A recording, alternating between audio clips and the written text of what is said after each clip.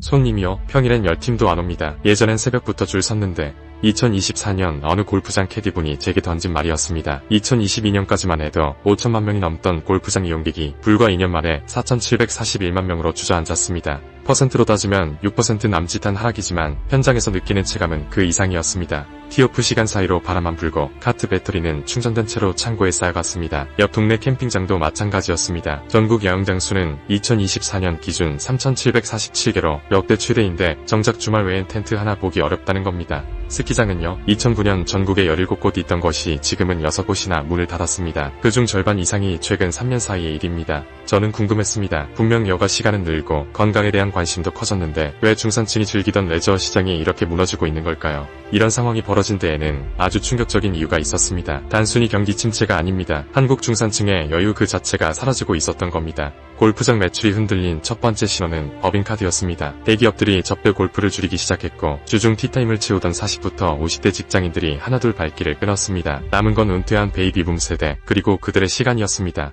문제는 그 시간도 영원하지 않다는 것입니다. 세대 교체가 일어나지 않으니 신규 유입이 또 끊겼습니다. 캠핑장 상황도 다르지 않았습니다. 2019년 399만 명이던 캠핑 인구가 코로나를 거치며 2022년 583만 명까지 치솟았습니다. 시장 규모는 5조 원을 넘겼고 너도나도 야영장 허가를 받았습니다. 그런데 막상 뚜껑을 열어보니 공급은 넘치고 수요는 정체되어 있었습니다. 장비 가격은 올랐고 사이트 이용료도 덩달아 뛰었습니다. 가족 단위 캠핑족은 계산기를 두드리다 결국 포기를 선택했습니다. 예전엔 취미였는데 지금은 사치예요. 한 캠핑 동호회 회원의 말이 귓가에 맴돌았습니다. 여가가 사치가 되는 나라, 이것이 지금 대한민국의 현실이었습니다. 스키장 운영자분을 만났을 때 그분은 한숨부터 내쉬었습니다. 기후변화로 한국의 겨울이 지난 100년간 약 18일이나 짧아졌다고 합니다. 자연설 대신 인공눈에 의존하는데 문제는 전기요금이었습니다. 산업용 전기료가 2년 사이 40% 가까이 올랐습니다. 리프트 돌리고 눈 만들면 적자예요. 손님이 와도 적자입니다. 방문객 수는 코로나 이후 어느 정도 회복됐지만 남는 게 없었습니다. 1년 안에 아르바이트 인건비도 치솟았습니다. 결국 버티지 못한 곳들이 하나씩 간판을 내렸습니다.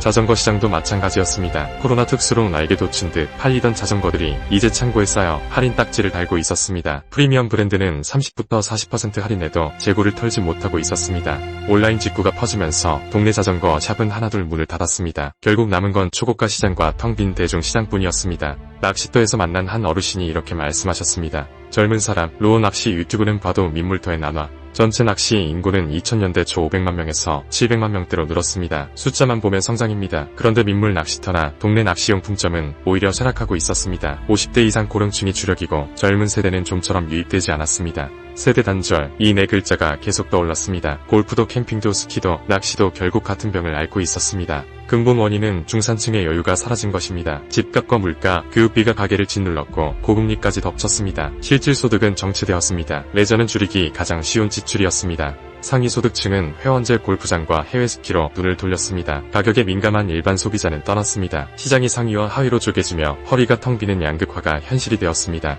중산층 레저가 거의 사라졌다라고 말하면 과장일 수 있습니다. 여전히 주말이면 캠핑장에 불이 켜지고 스키장 리프트도 돌아갑니다. 하지만 그 불빛이 예전만큼 촘촘하지 않다는 건 부정할 수 없었습니다. 어떤 이들은 이것을 버블 정략 부릅니다. 코로나 시기 과열된 수요가 원래 자리로 돌아가는 것뿐이라고요. 그러나 현장에서 만난 사람들의 표정은 달랐습니다. 정리가 아니라 포기에 가까웠습니다. 규모는 줄었지만 시장은 재편되고 있었습니다. 저가형 레저, 짧은 체험형 여가, 대체 취미로 수요가 이동하고 있었습니다. 살아남으려는 업체들은 가격을 낮추거나 새로운 고객층을 찾아 나섰습니다. 여가란 삶의 여백입니다. 그 여백을 누릴 수 없는 사회에서 무엇이 남을까요? 통계보다 더 무거운 질문이 저를 따라왔습니다. 결국 레저 산업의 위기는 숫자의 문제가 아니었습니다. 중산층의 삶 자체가 조용히 무너지고 있다는 신호였습니다.